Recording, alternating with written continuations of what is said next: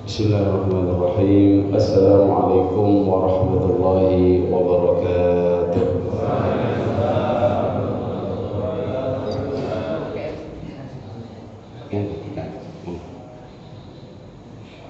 Innal hamdalillah nahmaduhu wa nasta'inuhu wa nastaghfiruh wa na'udzu billahi min shururi anfusina wa min sayyiati a'malina.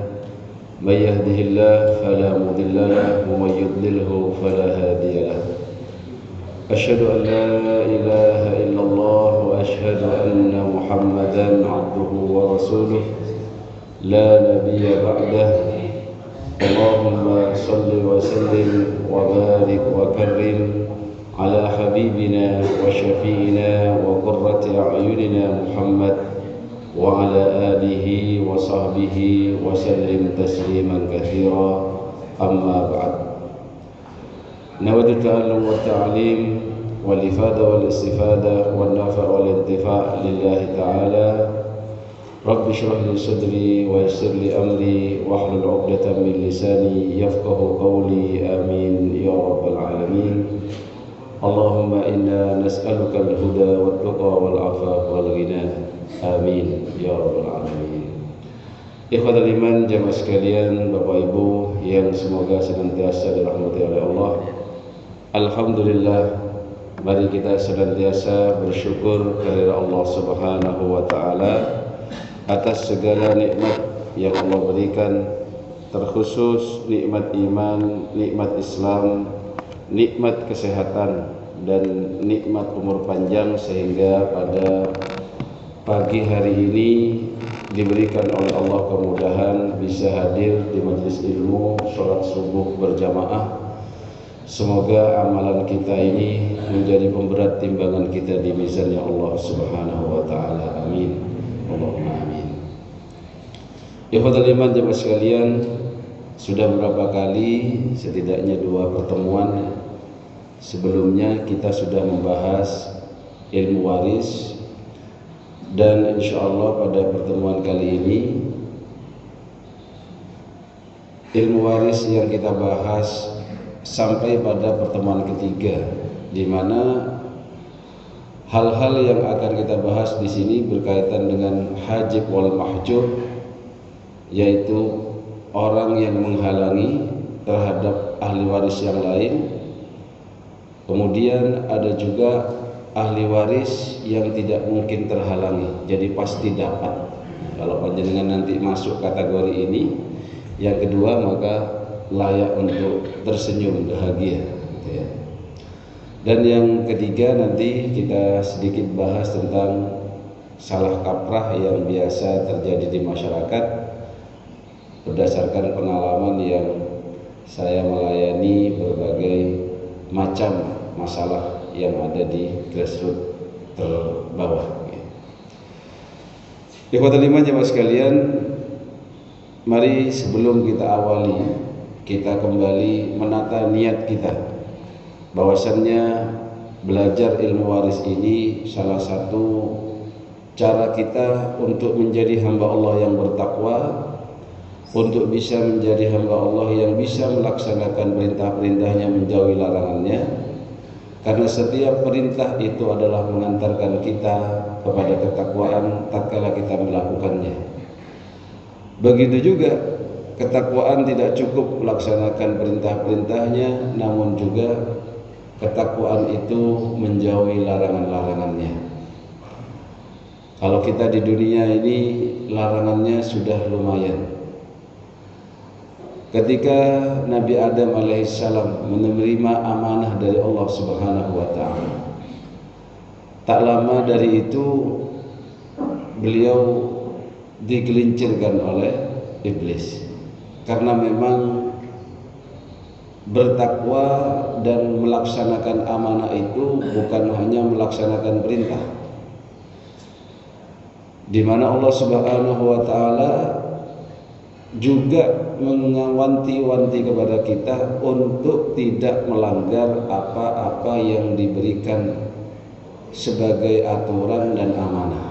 Dalam surat Al-Anfal disebutkan, ya ayyuhalladzina amanu la takhunu Allah war rasul takhunu amanatikum wa antum ta'lamun. Wahai orang-orang beriman, jangan engkau berkhianat kepada Allah dan Rasul, dan jangan engkau berkhianat terhadap amanah-amanah yang diberikan kepadamu. Tadi imam kita membaca di surat Al-Baqarah ya, wala taqraba hadhihi asy-syajarata fatakuna minadh dhalimin. Juga amanah yang dulunya diberikan kepada Nabi Adam itu tidak boleh mendekat terhadap buah khuldi atau pohon. Maka kita ikhwatul iman di sini belajar ilmu waris dengan niat menunaikan amanah, di mana amanah Allah dan Rasul itu diantaranya adalah perintah-perintahnya untuk dilakukan, larangan-larangannya untuk dihindarkan. Bagaimana kita mau mengetahui bahwasanya ini perintah, ini adalah larangan? Berarti harus dengan belajar, yaitu dengan duduk dan hadir di majelis ilmu, dan ini insya Allah pahalanya luar biasa. Apalagi niatnya tidak hanya niat thalabul ilm, hadirnya panjenengan di sini niat nawaitul i'tikaf fi hadzal masjid limuddati iqamati fihi lillahi ta'ala. Niat kita i'tikaf, duduk kita di masjid ini berpahala, walaupun ngantuk-ngantuk sekalipun panjenengan masih dikasih pahala. Bahkan tidur sekalipun ya tetap dapat pahala. Tapi kan pahalanya tidak sebanyak yang dapat ilmu, lalu dapat bimbingan, dapat petunjuk dari Al-Qur'an, lalu nanti bisa melaksanakan. Semoga ilmu yang kita dapat pada pagi hari ini menjadi ilmu yang barakah. Amin. Amin. Membahas tentang al-hajbu ikhwatal iman, arti sesungguhnya dari al-hajbu itu adalah al-man'u. Al-man'u itu mencegah atau melarang. Secara terminologi, al-hajbu, hajib wal mahjub dalam ilmu waris itu adalah tercegahnya ahli waris dari mendapatkan warisan secara keseluruhan atau secara sebagian. Contoh, kalau sebagian itu suami ada dua kemungkinan, bisa mendapatkan setengah atau mendapatkan seperempat. Ketika si suami ini ya, ditinggal oleh istrinya, atau sebaliknya istri ditinggal oleh suaminya, suamilah biasanya, istri aja ya, biasanya istri itu meninggal dulu atau yang suaminya Pak? Suaminya biasanya. Nah, zaman sekarang kalau sering dibentak sama istrinya biasanya tertekan mati Pak. Apalagi istrinya sering pakai peleter itu, peleter, akhirnya sampean nggak kuat bayar, tertekan mati juga.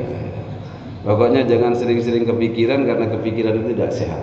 Kalau berpikir sehat, tapi kalau kepikiran terus, ya, itu yang bikin tidak sehat, cepat mati. Soalnya mengkeret ini, saraf-saraf itu mengkeret pecah, mati. Nah, anggap sajalah yang suami. Si suami ini andai saja menikah dengan si istri, kemudian selama pernikahan ini tidak memiliki anak, lalu si istri meninggal, maka suami kan mendapatkan setengah warisan. Ya. Kemudian andai saja,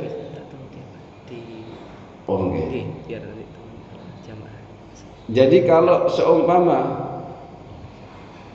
panjenengan itu memiliki anak, nah keberadaan anak ini yang membuat panjenengan itu beralih dari dapat setengah menjadi seperempat.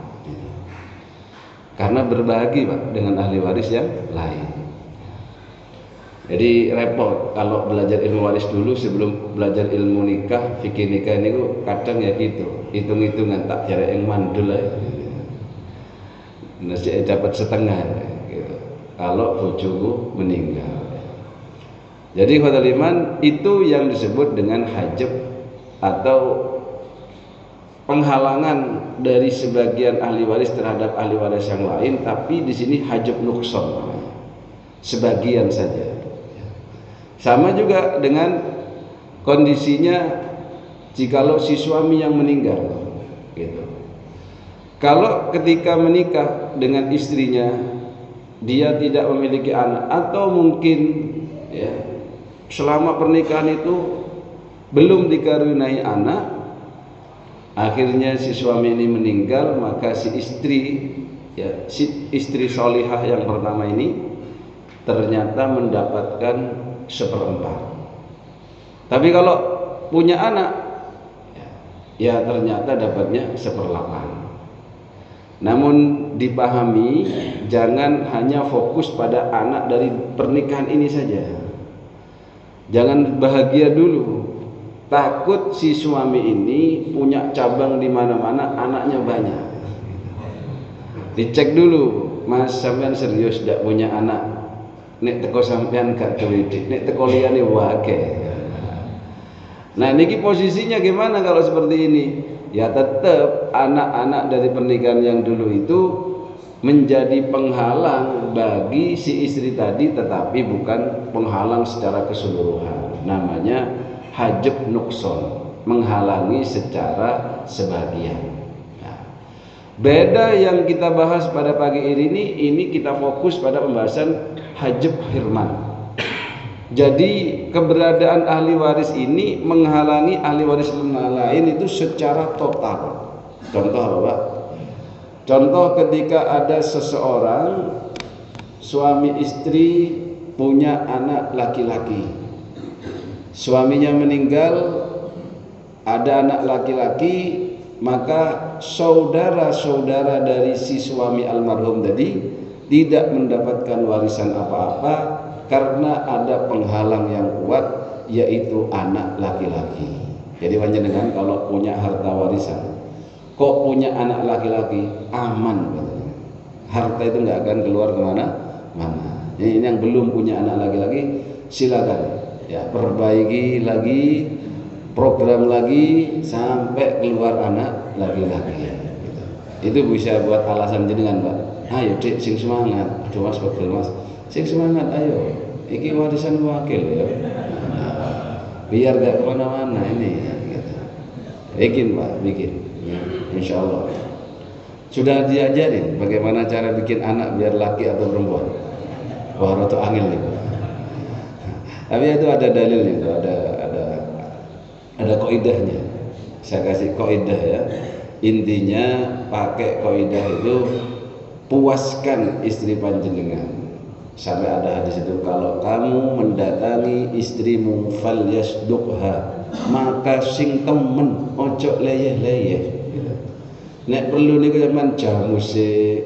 Pokoknya ya dipuaskan istri itu. Intinya dia ini merasa puas dengan keberadaan jenengan, karena bisa jadi Pak suami istri ya, tapi 5 tahun 10 tahun sing wedok itu belum marem karo sampean. Apa jarene tok iki lanang semenit, kadang 10 detik sik digerayangi wis gak kuat. Itu Pak intinya. Jadi laki-laki, anak laki-laki itu kalau memang bisa memuaskan istri, jadi orgasmenya nanti cari ya hadisnya biar sampean tambah penasaran. Itu ada Pak, itu yang pertanyaan yang ditanyakan oleh orang Yahudi kepada Nabi. Kalau itu bukan Nabi tidak bisa jawab. Luar biasa. Fokus pembahasan kita pada hajab hirman, yang mana penghalang utama menjadi hajab hirman itu anak laki-laki dan bapak. Bapak itu adalah penghalang juga. Misalkan ada tadi suami istri tidak punya anak laki-laki, tapi ketika salah satunya meninggal, kok bapaknya masih sugeng, kata orang Jawa. Nah, bapak ini yang paling banyak dapatnya nanti. Jadi panjenengan jangan ragu, ngasih ke anak jangan ragu. Pokoknya panjenengan doa panjang umur. Ngasih ke istri pun sebenarnya tidak boleh ragu, karena kalaupun istri itu meninggal duluan, panjenengan dapatnya setengah atau seperempat. Jadi begitu. Jadi jangan ragu-ragu. Warisan panjenengan tuh banyak, laki-laki. Pokoknya panjang umur. Sing ruwet niku belum apa-apa sudah mati dulu kan. Itu yang bikin ruwet. Baik Pak Taliman. Kemudian salah satu bentuk diagramnya seperti ini. Wah, kelihatan ya. Saya jelaskan saja. Nanti saya kirim. via WA. Ikhwatul iman jemaah sekalian, di situ ada nomor 1. Di sini ini nomor 1 ini ada tabelnya. Yang pertama, yang terhalang dan siapa yang menghalangi. Gitu. Contoh di sini kakek. Kakek itu jikalau punya cucu meninggal dunia, tetapi kok cucunya masih punya bapak, berarti bapak itu menghalangi keberadaan kakek. Ya. Karena ada kakek itu panjang umur, mungkin bahagia dia hidupnya, panjang umur. Ada yang sampai 100 tahun, 90 tahun, luar biasa. Lah, seumpama ada almarhum ini punya bapak namanya Jono misalkan. Kemudian Jono ini punya bapak lagi namanya siapa? Sujono. Nah, maka ketika si almarhum meninggal ini, walaupun ada dua-duanya, bukan berarti Jono sama Sujono ini dapat dua-duanya. Tapi si Jono ini yang dapat sebagai bapaknya almarhum, Sujono kakeknya terhalang oleh keberadaan bapak, yaitu Jono. Nah, gitu. Jadi kalau kakek itu terhalang nanti oleh bapak. Bapaknya siapa? Semua nasabnya ketika warisan itu dikaitkan dengan almarhum.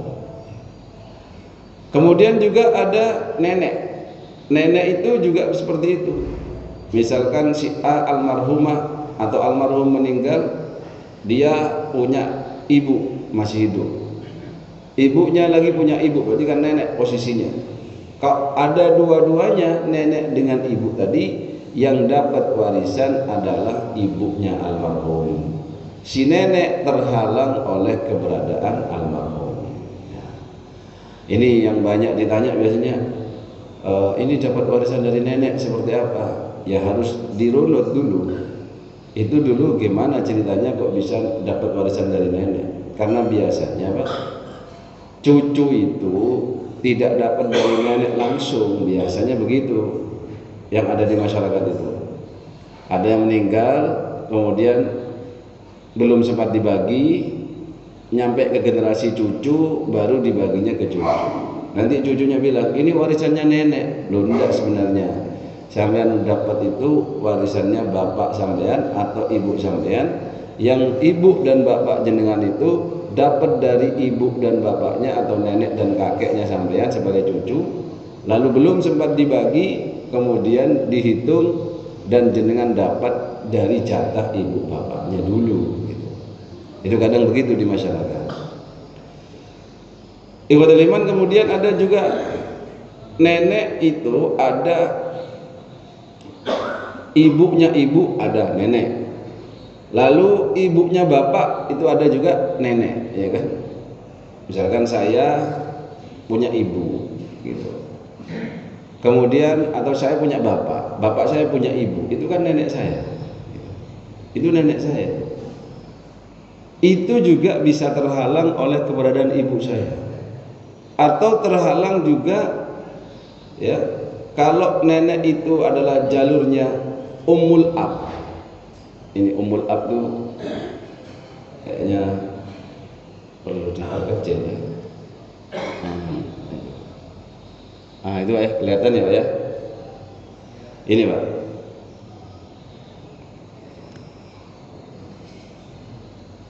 Tapi nggak ketunjuk di situ. Nah ini ada jaddah. Nenek itu ada dua macam tadi. Misalkan nenek dari jalur ibu, saya punya ibu, ibu saya punya ibu. Itu nenek dari jalur ibu. Dia terhalang oleh ibu saya. Gitu. Kalau sama-sama masih sugeng. Kemudian ada jaddah Ummul Ab, namanya jaddah dari nenek dari jalur bapak saya. Misalkan saya punya ibu, ya, saya punya bapak, bapak saya punya ibu, berarti itu kan nenek saya. Itu terhalang oleh keberadaan ibu saya dan juga terhalang oleh keberadaan bapak saya. Itu urusan ke atas Jadi nasab dari atas. Kita itu untuk mikir itu warisan itu siapa yang menyebabkan kita lahir di muka bumi ini, itulah yang berhak mendapatkan warisan. Ibu bapak kita, kan gitu. Ibu bapak kita kalau nggak ada, ternyata kakek nenek masih ada, berarti kelarinya ke kakek nenek sebagai perwakilan siapa? Ibu nenek. Bapak bisa kakek bisa menjadi perwakilan sebagai perwakilan bapak ketika bapak sudah meninggal dunia. Itu namanya usul. Ke atas itu adalah usul, asal usul kita. Ya paling ke atas terus ya ke Nabi Adam. Ya. Tapi kan jenengan generasi keberapa saja kan udah nggak paham ya. Kalau orang Arab memang punya pohon nasab beliau ini. Orang-orang Arab ini masya Allah dalam urusan nasab sangat perhatian betul. Jadi tahu.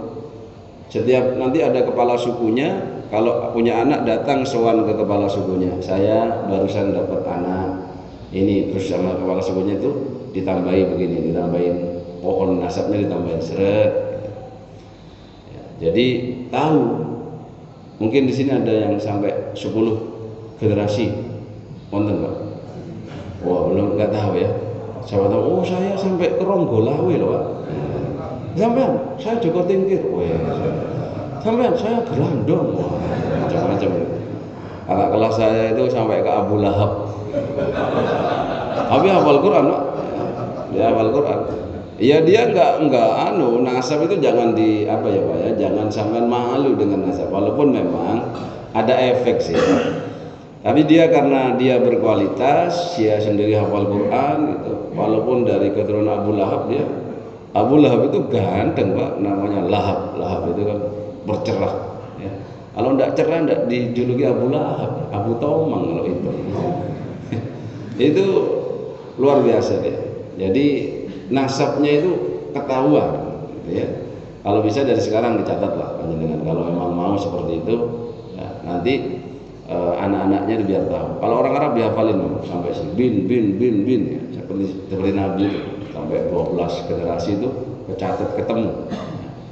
Itu bagus untuk menjaga kekerabatan. Kalau dari istri saya memang tercatat, ya, bagus. Tapi jangan dibuat bangga-banggaan, gitu ya. Repot kalau saya ini Lotropati Pak. Dari mana? Ya ini keraton. Keraton mana? Keraton sini, Sidoarjo. Oh nggak tahu, dengar Pak ya saya. Adanya keraton Solo, Jogja. Baru saya bikin gitu singgasana. Beda ini. Sekarang lagi banyak Pak emperor itu. Dan apa silakan nasabnya diperjelas. Kemudian kalau sudah ke atas itu sudah jelas ya, agar nanti warisannya itu enak. Soalnya kalau tidak jelas nanti bingung. Aslinya nggak usah bingung ya. Yang penting ada harta warisannya. Sing bingung itu kalau gak ada harta warisannya, gitu. Utangnya yang banyak. Akhirnya anaknya mau deket-deket, bapaknya mau meninggal itu tidak berani. Cok kok diwasiati. Diwasiati apa? Sahuran utangku ya nak tonggo 10 juta, 5 juta iki. Aduh, ruwet jarene aja. Mobil iku duduk kono iku aku gosok. Wah, tambah ruwet. Iku sapa, Pak? Balekno iku tangga. Aduh, ruwet, Pak. Jangan, Pak. Kasihan anak-anak jenengan. Sudah beres ke atas, lalu ke bawah, Pak. Ke bawah itu apa yang kita hasilkan dari pernikahan, ya. Anak-anak kita, cucu-cucu kita, cicit-cicit kita.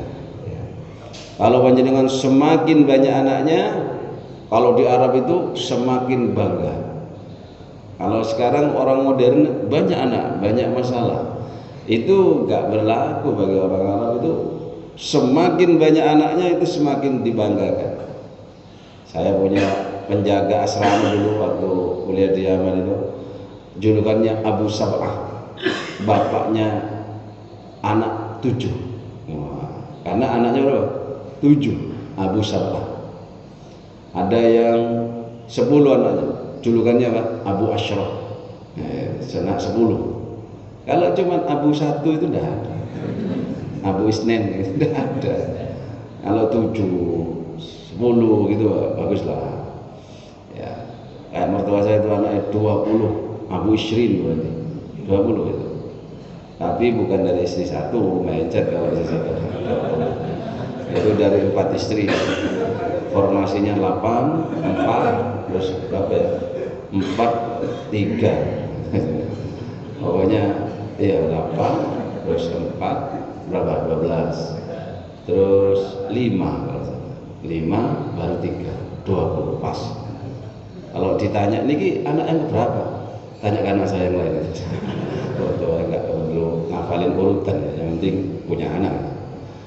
Ya, itu insya Allah ya kalau mumpuni 20 jadi orang semua, tidak ada yang jadi ketek, bagus. Sing ruwet niku panjenengan anaknya banyak penceng-penceng semua itu. Ya Allah. Ya diusahakan ada yang ada itu dididik yang bagus. Seumpama nanti kita meninggal enggak royokan warisan ya. Udah anaknya 2 royokan warisan. Ya Allah, keker-kekeran gitu ya. Kalau 10 masih wajar gitu. Atau 20 masih wajar. Saya bilang ke istri, waduh dek iki masak ini gedene apa nek sedo ruwet lho iki nek gak iman kabeh. Maksudnya kalau tidak punya rasa takwa semua, anaknya ruwet. Ya. Karena apa?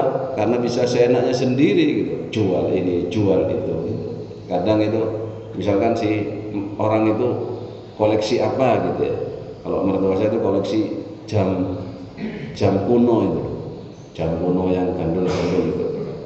Itu kalau dijual kan mahal, Pak. Kalau yang kecil-kecil bisa jutaan, kalau yang besar bisa belasan sampai puluhan juta. Ini kalau anaknya tidak punya rasa takwa, tidak dididik dengan memiliki rasa takwa, kok meninggal terus eker-ekeran, esok-esok royokan jam.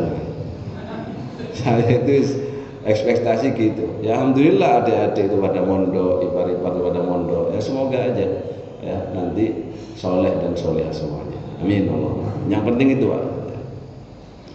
Ibnu Ibnin. Jadi sekarang yang terhalang siapa ini? Di posisi ini nih. Oh enggak kelihatan ya. Itu yang nomor 4 Pak. Nomor 4 tadi kan sudah.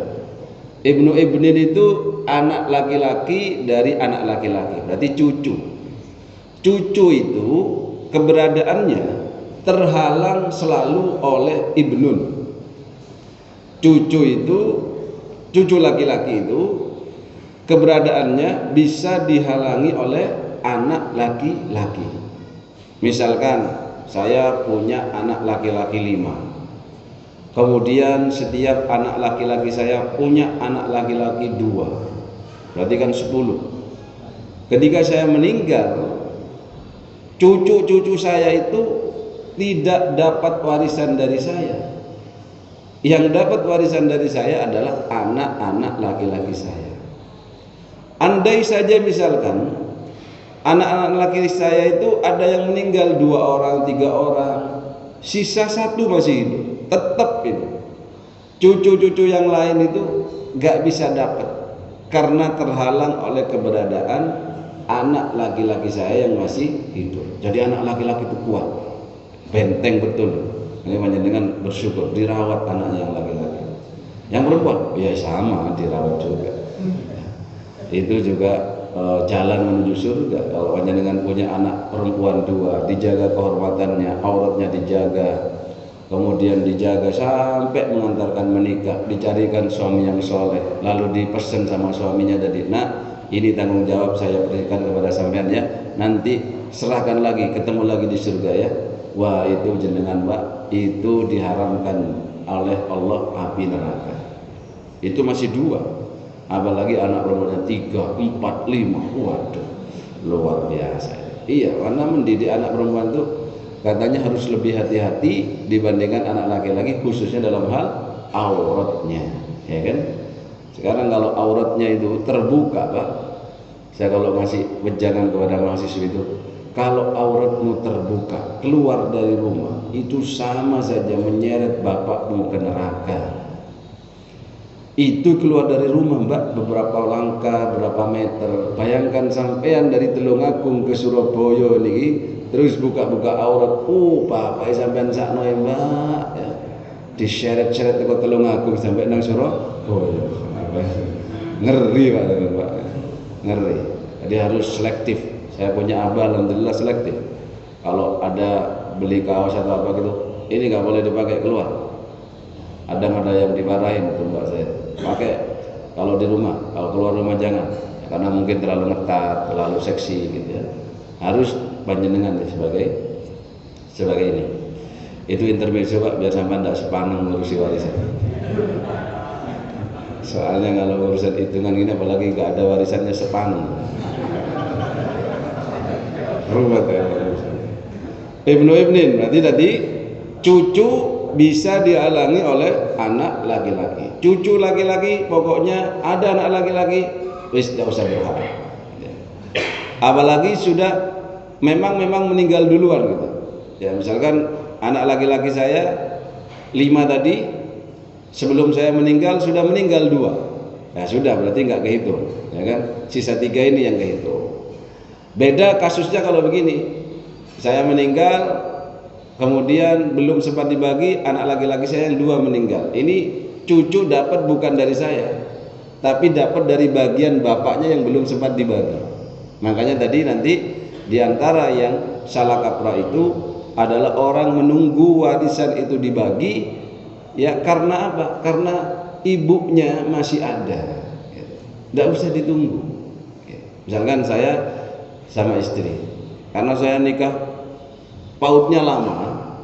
Saya waktu itu nikah misalkan usia 27, saya nikah 27, istri saya usia 19, masih S1 waktu itu. Saya memang carinya yang agak-agak daun muda. Jadi yang saya lamar itu lulusan SMA tak lamar. Murid saya lulus SMA aliyah tak lamar, ditolak. Ya enggak apa-apa. Saya suka yang seru-seru begitu ya. Kalau cari yang agak-agak expired gampang Pak ya. Usia 40 gitu banyak.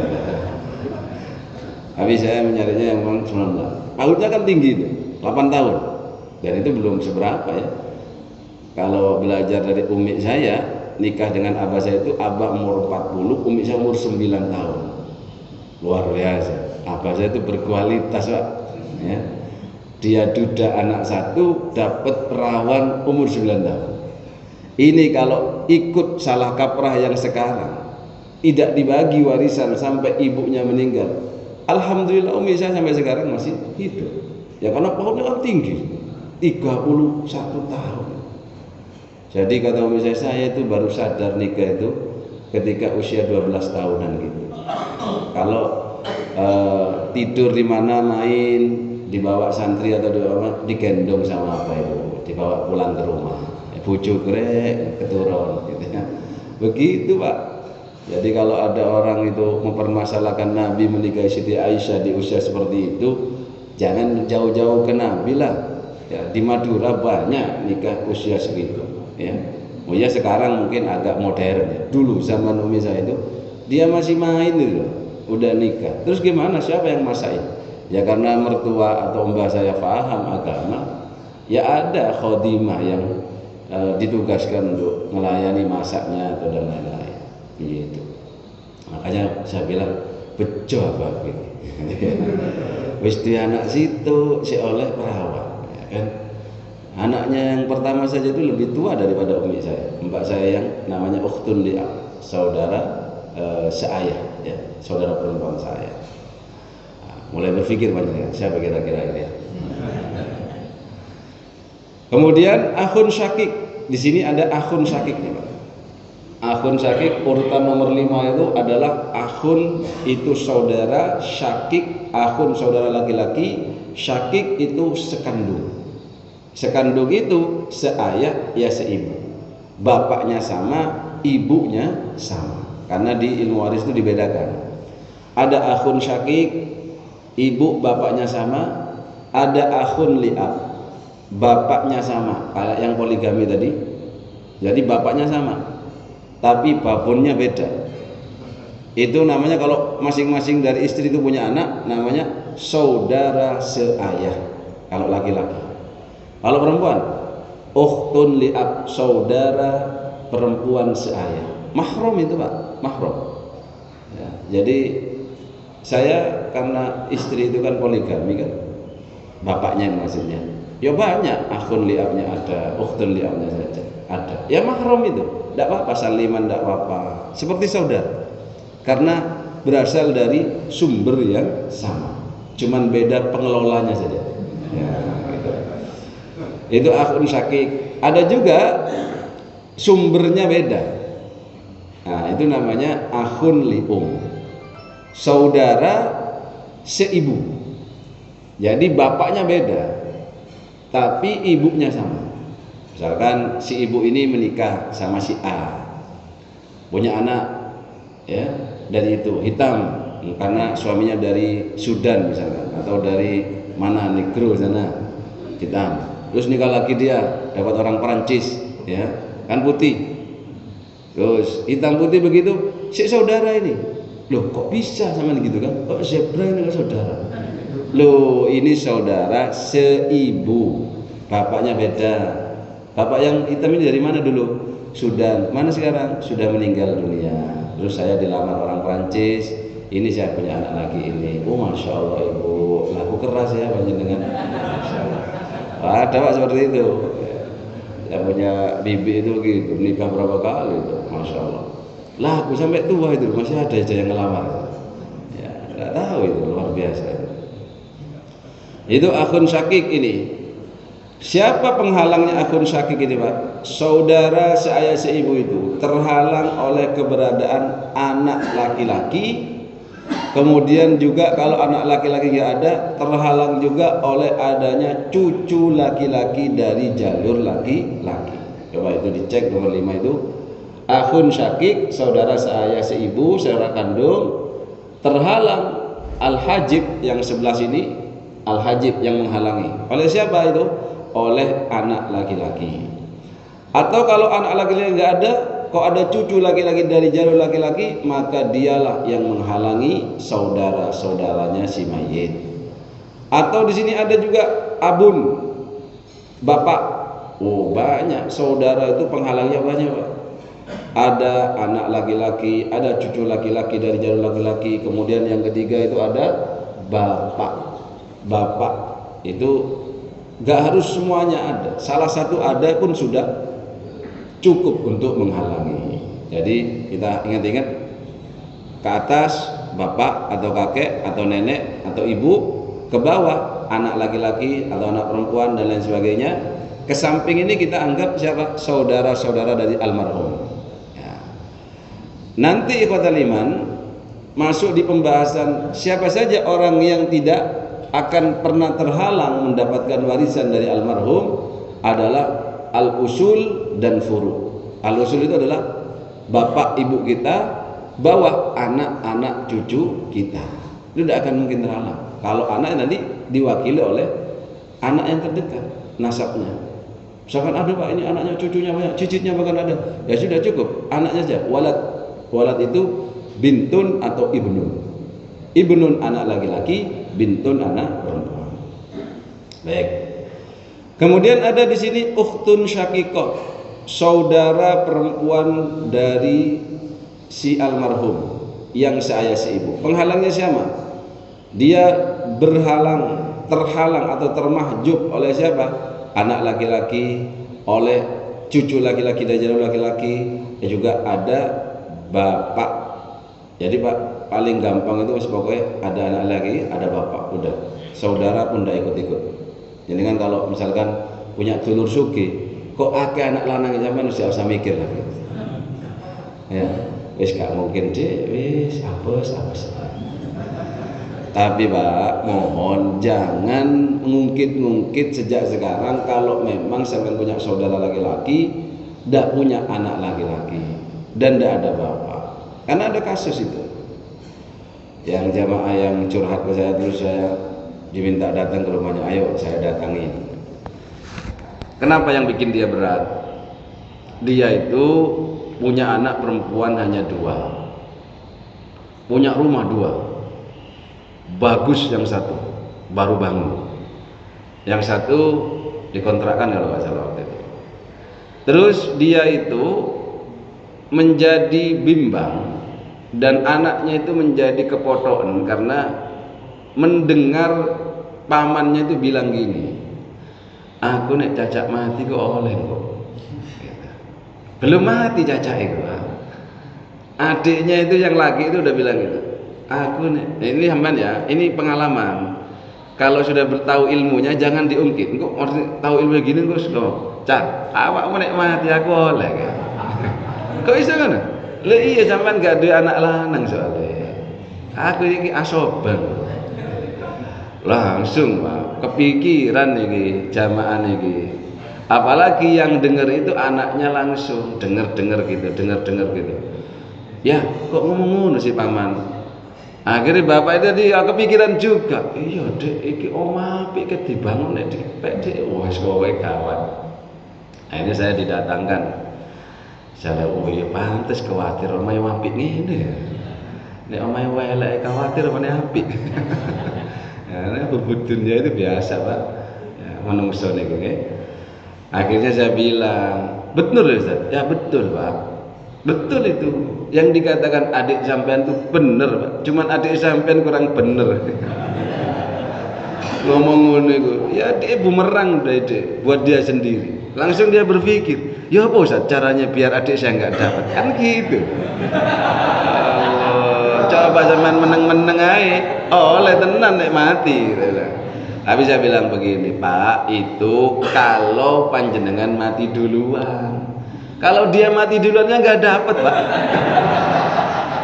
Jangan khawatir lah, Pak. Gitu. Nggak ada yang tahu umur itu. Kok ruwet sampean? Ya tapi gini Ustaz, ini kan rumah paling ini kan rumah ini yang paling kita sukai, gimana? Kita kasih tahu. Nih Pak, ini kalau saya memang belajar ilmunya hanya untuk dunia, ya Pak ya. Ya sudah, namanya orang alim itu godaannya bisa melanggar, Pak. Jadi sampean itu berilmu itu kadang digoda itu biar apa? Kadang melemahkan sampean. Gitu. Misalkan mau jamaah, salah satu udurnya jamaah itu apa Pak? Hujan, ya kan? Hujan sawan enggak? Alhamdulillah, gitu. Lah apa Mas? Kadang masjid lah. Hujan. Saya itu kalau gini, Dek ini hujan apa enggak sih? Berangkat. Gitu. Kalau saya mesen sama istri, saya kalau nggak bisa bantu sampean opo, kora-kora, cuci-cuci, ojo Senin ya aku. Tapi nek nang masjid, gak nang masjid Senenan kok. Kesempatan ngomeli aku seenak-enakmu, ya gitu. Monggo. Tapi kalau hujan, ono ilmune, jangan dipaksa. Kayak masjid Mas, hujan, udzur. Udzur. Padahal hujannya rada gerimis tuh. Hujan. Bledok. Nek kene gerimis kono deres. Nah itu loh, orang itu gitu. Tahu ilmunya. Jadi kalau udah tahu ilmunya kadang ya dicari-cari solusinya ya. Akhirnya saya bilang kayak gini Pak, kalau sampean memang gak terima kalau sampean itu saudaranya dapat, ya gampang caranya. Dari sekarang hibah-hibahkan saja. Ini yang ini nih hibahkan ke yang anak sampean yang ini, yang sana hibahkan ke anak sampean yang ini. Gimana? Ya sudah. Nanti kalau sampean meninggal lalu saudaranya datang, bagianku ndi iki. Loh, sing endi Mas? Sing endi paman gitu kan ya, yang anaknya tadi. Lha iki lho warisanku teko ayahmu almarhum iku endi gayaku. Lho dak ono man, bapak dak ninggalno warisan apa? Iku omah iki. Lho iki wis dihibahno nang aku mah. Iki sertifikate. Sing ngono iki. Lha iki mobil iki dihibahno nang ibu. Waduh. Terus ninggalno apa? Ka ono apa-apa. Ya ruwet ya gitu namanya tahu dia syar'i tapi kurang bagus gitu Pak. Saya bilang begini Pak, sampean kalau emang sayang sama rumah yang ini silakan ini saja yang dihibahkan. Apalagi ini sudah bocor, saudara sampean sudah paham ilmu waris. Saya khawatir kalau sampean berangus semua, dipindah kepemilikan semua, lalu pas meninggal Pak, apalagi anak perempuan sampean belum nikah. Wali nikahnya siapa Pak? Ya Pak, wali nikah siapa? Ya pamannya. Nanti pas sampean meninggal, kemudian warisannya sudah dikasihkan, sudah ndak ada, lalu anak sampean mau nikah, hadir nang paman, man, tolong ya jadi wali nikah, wenakmu. Urusan butuh ikon teko, urus warisan aku gak dikai blas. Gak wis rapi-rapi dhewe ngono. Harus sampean Pak, tak bilang. Jaga Pak ini Pak. Saran saya Pak, jangan semuanya dibalik nama atau dihibahkan. Ya biarlah Pak yang bagus ini sampean hibahkan. Nanti yang sana biarkan ahli harta warisan. Toh ya dapatnya kan tidak semua Pak. Saudara itu cuma asoba. Sampean dua anak ini sudah 2/3. Dikurangi istri sampean 1/8. Sisanya nggak banyak Pak. Jangan khawatir. Gitu. Ya juga ya. Iya jaga kerukunan. Karena sampean tidak tahu butuh ke siapa. Toh iya kalau sampean mati dulu Pak. Kalau dia mati dulu ya wassalam sudah. Itu Pak. Kadang orang itu khawatir terlalu berlebihan. Jadi jangan terlalu tulul amal. Dalam artian apa? Menjadi sifat orang mandiri itu jauh lebih bagus, ya. Soalnya kayak gini, kalau mentalnya mental minta atau mental dikasih atau mental takmei itu Pak ya. Gak gelem kerja. Sampean apa gak kerja? Aku nunggu warisan. Dulu-dulu keluarga, bapak wis gak ono, rata-rata dulu-dulu ya mandul kabeh. Ya lumayan. Iya nek mati dhisik dulur ini kok. Nek dhewe yang meninggal, ya sudah oleh apa. Kita bekerja ini Pak, tujuannya yang paling utama adalah selain sebagai ibadah menafkahi anak istri, adalah juga untuk menyempurnakan rukun Islam Pak. Jadi kalau panjenengan belum sempurna rukun Islamnya, belum haji, apalagi belum nyampe ke Ka'bah yang ada di Masjidil Haram, hanya nyampe ke asrama haji Sukolilo gitu. Lebih semangat kerjanya Pak, lebih semangat. Tujuannya apa nanti? Ya Allah, saya ini mau ya Allah menyempurnakan rukun Islam. Walaupun saya kategorinya belum wajib, tapi saya sah kalaupun saya ini dikategorikan miskin misalkan. Tapi kalau belum sudah males, ya. Males, ndak usaha. Ya gimana? Apalagi sekarang ada wacana apa? Ongkos naik haji. Naik, namanya ongkos naik haji. Selalu naik katanya. Namanya ongkos naik haji. Naik nanti 70 juta. Aduh, tambah larang cacah. Wis antri 30 tahun. 70 juta. Gak daftar. Saya daftar kemarin, tahun ini. Setelah Idul Adha kemarin. Ya Pak ya. Itu antri 30 tahun katanya. 33 tahun. Terus hitung sama saya. Dek, aku nek iki melok iki 30 tahun, iki 33. Aku usia 73. Iki mbok urip buka aku. Tapi saya alhamdulillah sudah haji waktu kuliah dulu kan. Cuman kan membersama istri dari Indonesia saya belum. Nah ya isna aku nek mati wis cek diganti anakku dek ya. Ya enggak lah Pi, muka-muka panjang umur. Ya sampean saya enak. 30 daftar 30 antri 30 Swita itu saya kuat insyaallah melaku ya. Pokoknya herbalnya yang bagus, kemudian bahagia gitu. Ya ini kalau 60 tapi sering dibentak ibu bojone semper temenan. Enggak jalan Pak. Jadi sampean gimana mau daftar itu? Usaha Pak. Saya aja usaha luar biasa kok. Belan-belan dodolan herbal, dodolan sapi kurban, dodolan nopo mawon niku. Jarine Cak Mir, Ustaz iki apa sing didodol jare. Sing penting halal Pak, wis dodolan mawon gitu ya. Ya kata liwat Bapak sekalian, itu tadi kembali kepada ukhtun syaqiqah ya. Nanti kalau saudara, tadi saudara seayah bukan paling kuat Pak. Yang lebih lemah lagi saudara seayah, saudara seibu. Itu sama saja, penghalangnya sama. Ya anak laki-laki, ya bapak, cucu laki-laki sama. Bahkan kalau dia saudara seayah, itu penghalangnya nambah satu. Siapa? Saudara seayah seibu. Gitu. Misalkan saya punya saudara seayah ini, kan saya punya ukhtun li'ab, saudara perempuan seayah, karena abah saya menikah dengan yang pertama itu punya anak satu. Kemudian misalkan saya meninggal, saya nggak ada anak laki-laki, saya juga nggak ada ayah. Tetapi saya ada kakak laki-laki. Lah ukhtun li'ab itu tidak bisa dapat. Saudara saya tidak dapat. Ukhtun li'um pun tidak dapat. Kenapa? Karena saya punya saudara laki-laki seayah dan seibu. Di sini dia nanti bisa menjadi penghalang kepada saudara yang seayah dan seibu. Secara nasab kan lebih kuat yang seayah dan seibu, gitu ya. Yang paling lemah ya saudara seibu. Nah, itulah. Pun itu nanti dipahami sendiri itu. Kemudian di situ ada ibnun akh. Ya, ini ibnu akh di sini. Anaknya anak laki-laki, saudara laki-laki. Misalkan saya punya saudara laki-laki, lalu saya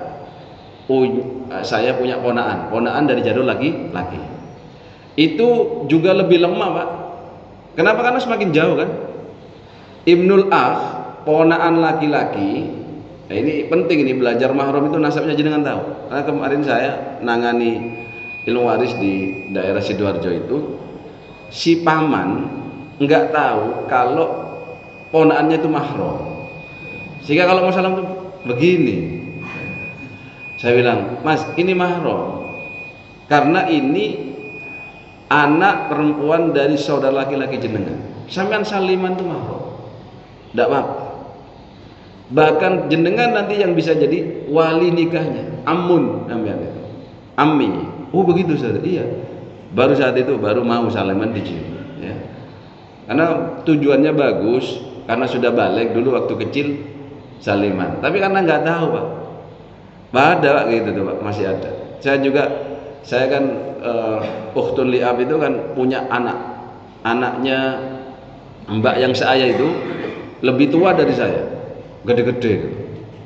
Kadang itu mau salim sungkan, ya ustazah juga kan, karena mungkin canggung ya, canggung, bisa jadi canggung atau apa. Tapi kalau yang lain yang paham itu enggak, cium tangan ya, walaupun lebih tua dari saya, bagus dia, jadi paham betul ilmunya. Jadi ada kadang canggung, kayak tadi itu. Jadi ilmu itu penting memang.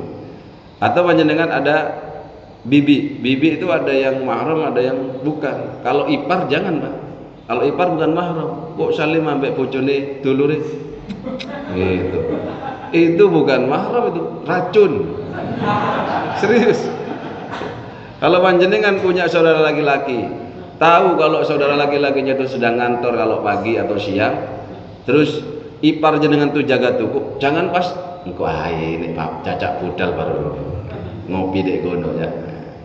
Itu bukan mahram soalnya, harus pengertian panjenengan. Jangan kesana gitu loh. Nanti ada fitnah. Karena ada kasus-kasus perselingkuhan ipar. Karena kan lagi ruwet sekarang ya. Mertua selingkuh sama mantune. Kok iso? Saya tuh suka habis pikir sama sekarang, Pak. Kok iso itu? Qaf hamzah shot. Wis ruwet. Ruwet nih, Pak, sekarang. Pun lalu ada di situ ponaan ya tadi ya, ibnu akh syakik. Jadi ponaan laki-laki itu apa, dihalangi oleh tadi itu, Pak. Pokoknya penghalangnya rata-rata gitulah. Pokoknya kalau anak laki-laki, bapak, cucu laki-laki itu menghalangi, rata-rata seperti itu. Sampai paman, cucu lainnya itu dihalangi oleh itu semua. Kita persingkat ya. Kemudian kota liman, kaidahnya di situ, ahli waris yang mendapatkan warisan melalui perantara jalur ahli waris lain, maka dia terhalang dengan keberadaan ahli waris tersebut. Itu pahami dulu. Contoh, almarhum punya bapak, bapaknya punya bapak, berarti kakek. Kakek itu menuju almarhum kan melalui bapak. Berarti ahli waris yang mendapatkan warisan melalui perantara jalur ahli waris lain, kakek itu bisa nyampe ke almarhum kan gara-gara ada bapaknya almarhum. Maka dia sendiri akan terhalang oleh keberadaan ahli waris tersebut. Jadi kakek terhalang oleh keberadaan bapak. Contoh cucu, saya punya anak laki-laki saya punya anak laki-laki, berarti kan cucu. Cucu itu terhalang oleh bapaknya untuk dapat warisan dari saya. Karena dia nyampainya ke saya itu melalui bapaknya kan gitu, cara nasab ya. Gitu. Kemudian jalur yang lebih kuat menghalangi jalur yang lebih lemah. Jadi dalam urusan saudara tadi, rumusnya, saudara seayah seibu jauh lebih kuat hubungan kekerabatannya dibandingkan saudara seayah. Jauh lebih kuat saudara seayah dibandingkan saudara seibu. Jadi ketika kita meninggal kemudian nggak ada ayah, nggak ada anak laki-laki, tapi ada saudara seayah seibu, ada saudara seayah, ada saudara seibu. Siapa yang dapat warisan? Saudara seayah seibu. Kenapa? Karena jalurnya lebih kuat menghalangi jalur yang lebih lemah. Kemudian jalur yang lebih dekat menghalangi jalur yang lebih jauh. Saya punya bapak, bapak punya bapak, berarti kakek. Berarti kakek ke saya lebih jauh ya Pak ya. Berarti dihalangi yang lebih dekat, yaitu siapa? Bapak, bapak saya. Saya punya ibu, ibu saya punya ibu, nenek berarti. Berarti nenek dihalangi oleh ibu saya, karena ibu saya ke saya itu lebih dekat secara nasab. Dan jika kedudukannya sama dalam sisi derajatnya, maka didahulukan yang terkuat. Contohnya apa tadi?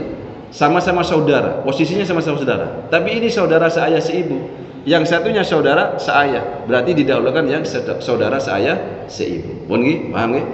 Nah, paham. Pinter-pinter di sini. Cepat mawon. Loh kok nambah ke belakang.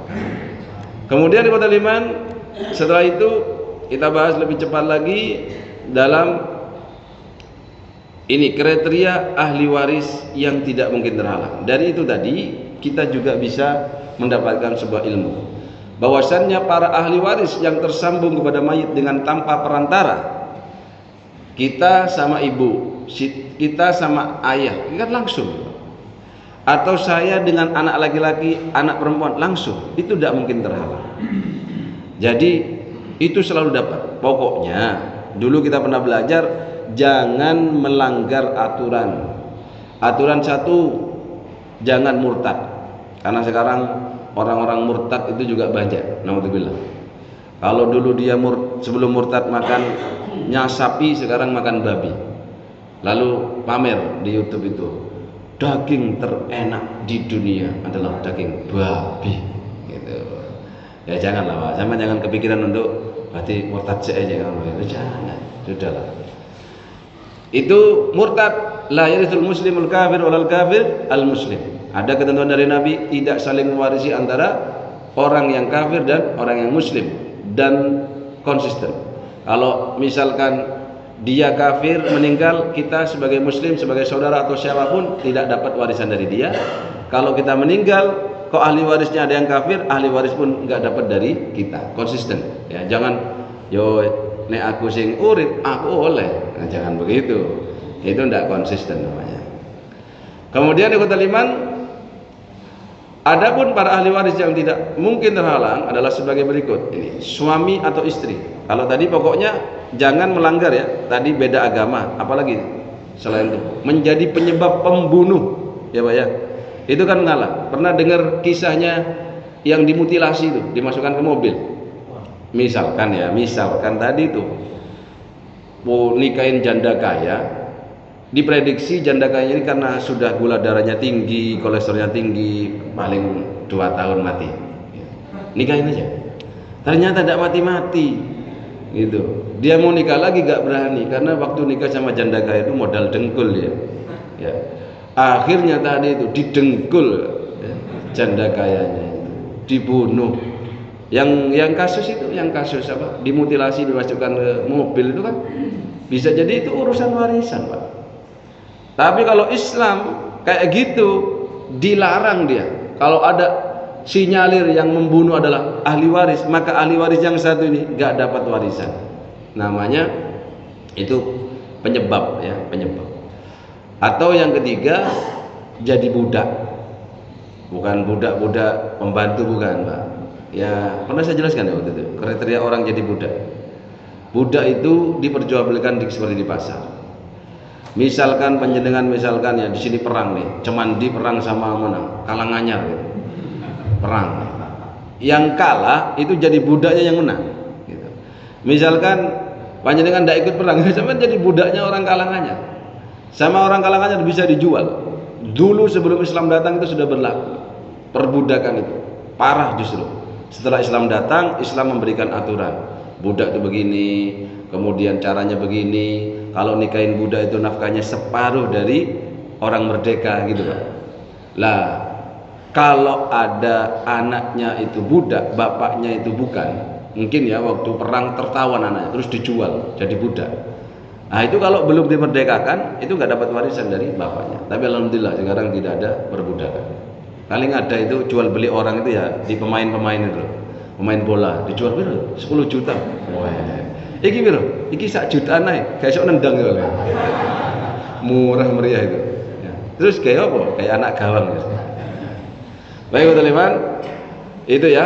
Jadi suami istri, kalau suami istri yang penting tidak dicerai gitu. Ketika mati itu masih kondisinya istri gitu ya, atau ketika mati kondisinya masih suami. Pak, bagaimana kasusnya?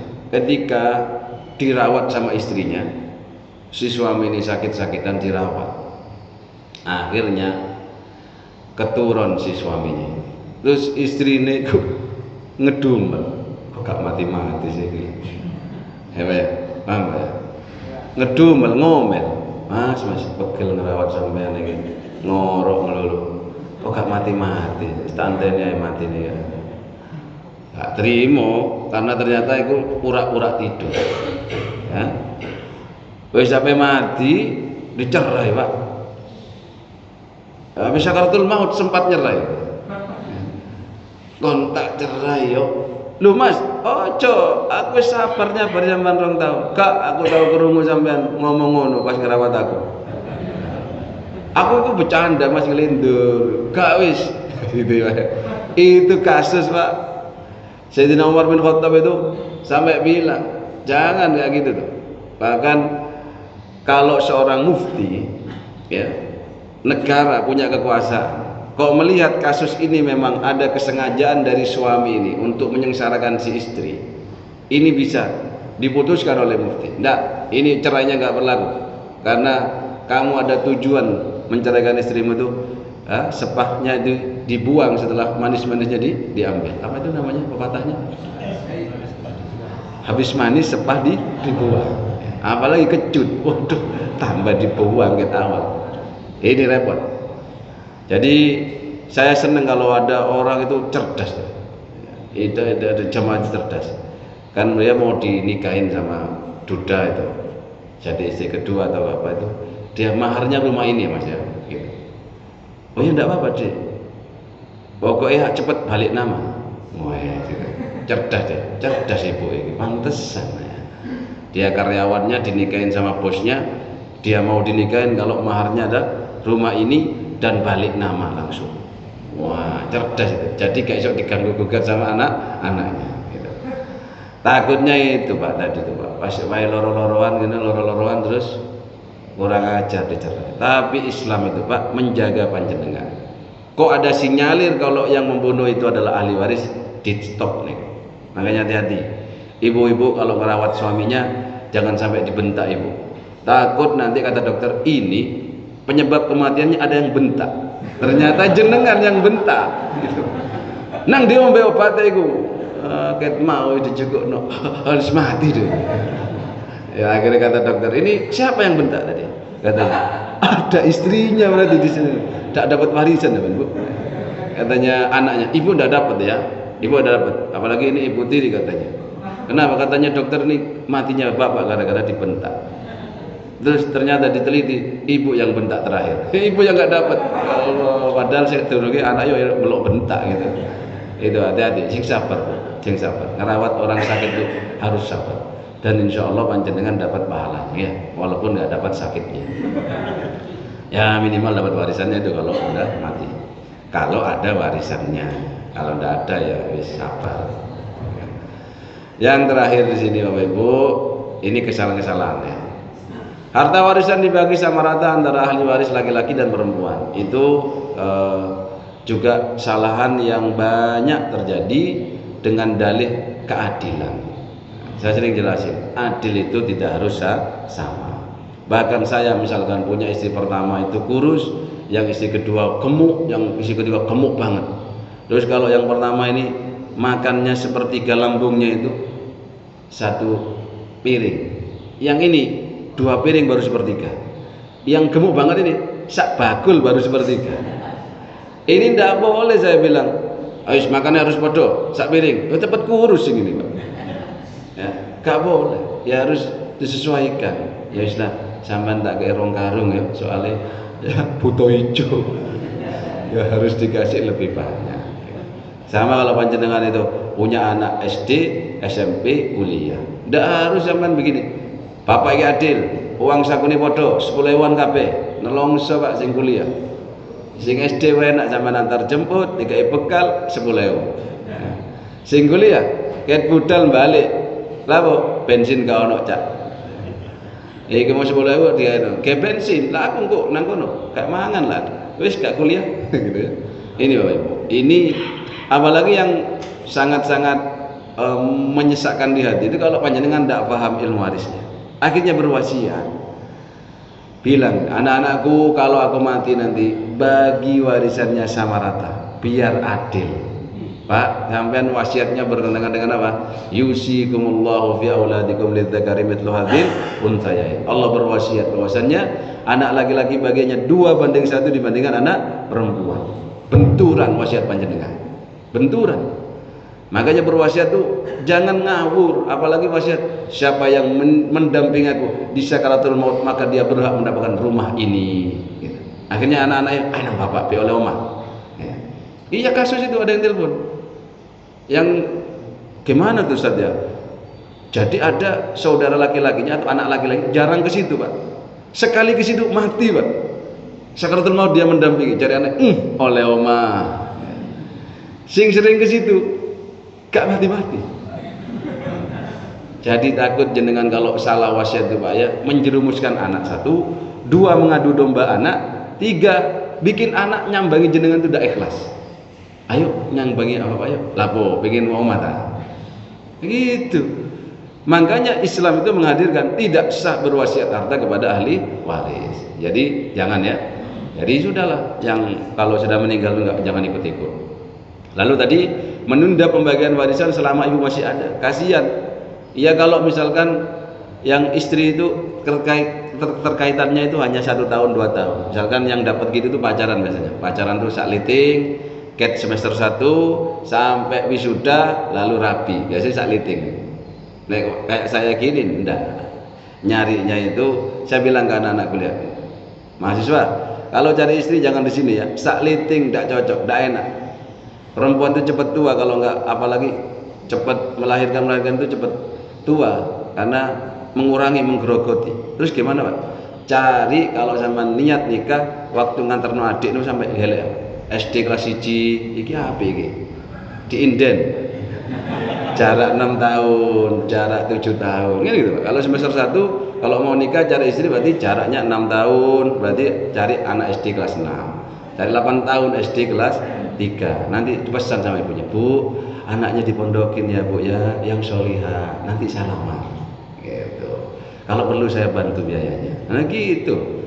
Kalau nyari sak koncoan, ya ndak cocok, kuliahnya ndak fokus, dosane akeh. Gitu kan? Nah ini kalau menunda pembagian warisan itu nggak cocoknya di situ, apalagi terpautnya itu panjang.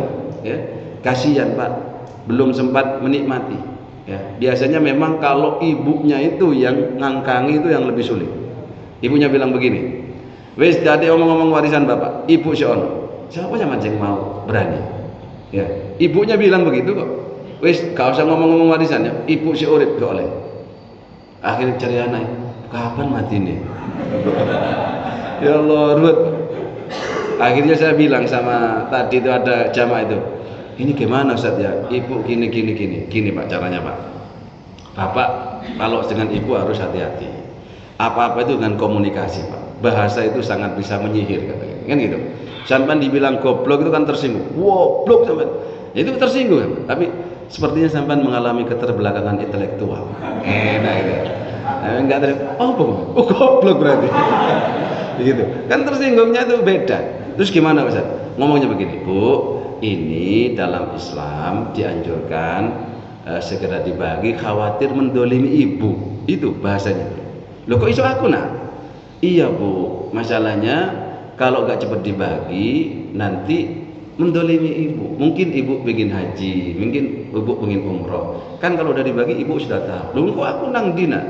Loh urusan ibu itu urusan saya Bu. Saya anak laki-laki yang bertanggung jawab atas hidupnya panjenengan. Jangan khawatir.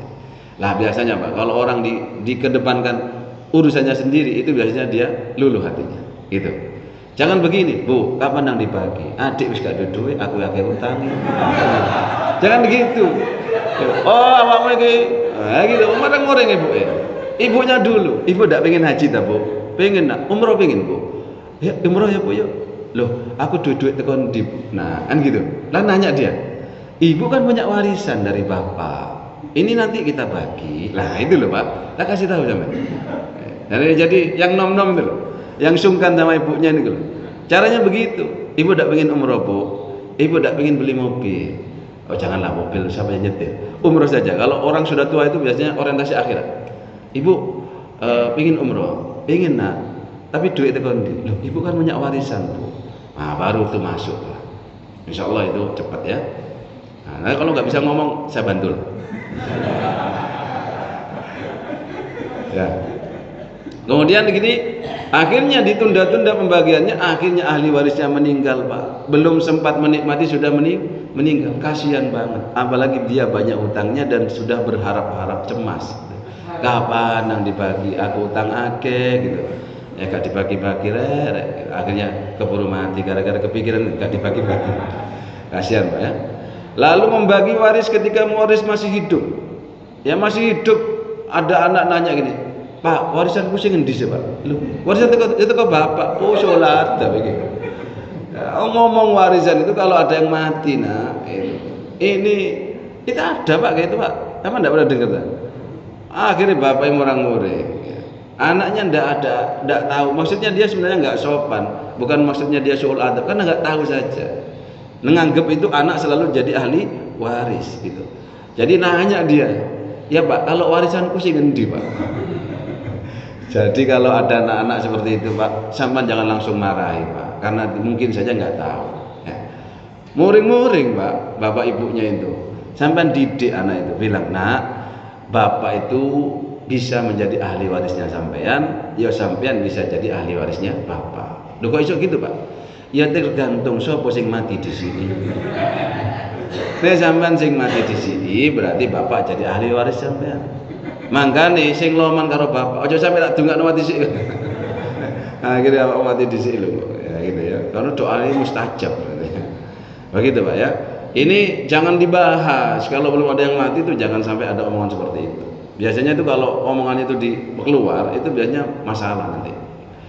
Lalu ada pembagian waris mengikuti adat. Adat itu Pak bukan kita selalu bertentangan dengan syariat, bukan.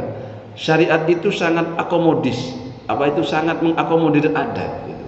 Tapi kalau memang sudah tidak bisa dipertemukan, maka kita harus pilih adat atau syariat. Ya karena kita orang bersyariat Islam, ya kita harus milih syariat Islam.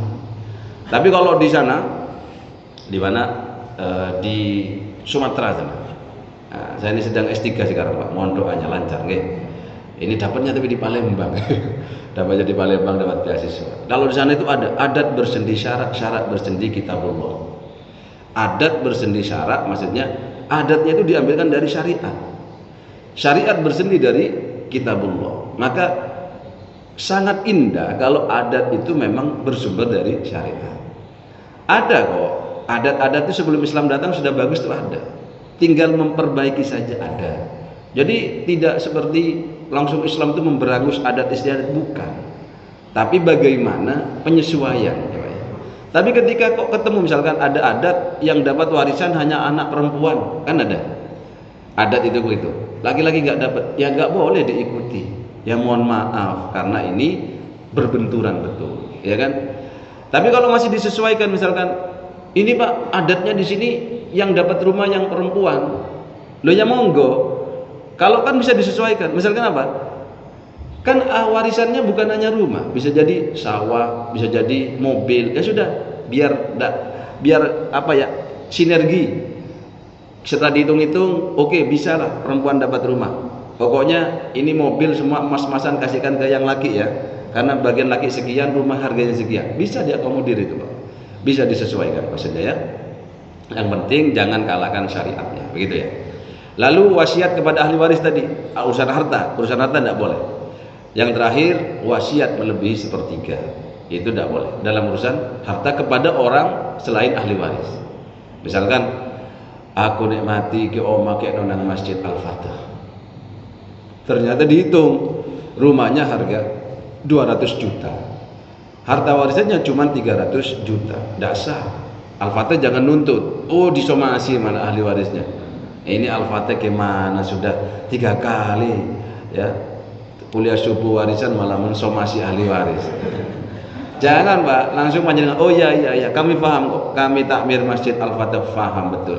Silakan dihitung nak ya. Kalau nanti memang itu lebih dari 1/3, enggak saya ambil. Walaupun surat-surat sudah diserahkan kepada kami. Begitu Pak. Sing repot itu anak sama bapak ndak rukun, akhirnya bapaknya itu ngasih ke sini. Bapak no tak kayak nonang Al-Fatih ya omahku. Diwasiatno Al-Fatih. Sampean kaku, anak yo kasihan, korban itu. Nah, Islam itu datang untuk mengatur hal seperti ini. Saya kira itu yang bisa saya sampaikan. Semoga bermanfaat dan kita bisa menerapkan ilmu kita ini sebaik-baiknya sejak sekarang. Amin. Allahumma amin. Sudah masuk Isyraq, bahkan mendekati duha. Insyaallah enggak apa-apa, bisa langsung ditutup. Nanti tanyanya personal atau mau tanya sekarang? Monggo, silakan. Monggo. Kalau sudah ada mic-nya apalagi. Silakan. Saya persingkat nanti jawabannya 10 menit insyaallah.